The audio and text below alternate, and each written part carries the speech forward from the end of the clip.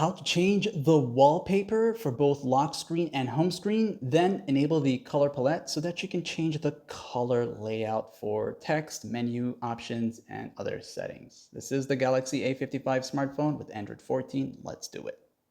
Whenever you're ready to do this, the fastest way is by long pressing a blank area on your home screen. Then you'll see the wallpaper option right down here. As you select that, you'll be taken to this section here. So the first thing you'll notice is you will have the lock screen wallpaper and you'll have the home screen wallpaper. So if you want to make changes to the lock screen wallpaper and as well as make changes to the information on the lock screen, such as your clock and contact information, you can also come here and do that.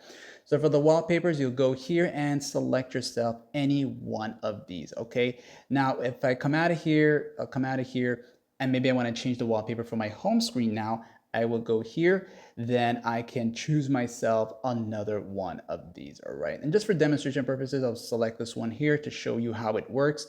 And when I press done, it's going to apply it like that for me. Now, the next thing I want to do is go to the color palette section right here. As I enter here, you'll need to turn this on to get access to these here. And every wallpaper will give you a different set of color options. So once this is turned on, you can toggle between these or just browse through them and find the set of colors that's right for you by going through these right here, all right? And once you've made your selection, you decided that this is what you want, you can press apply.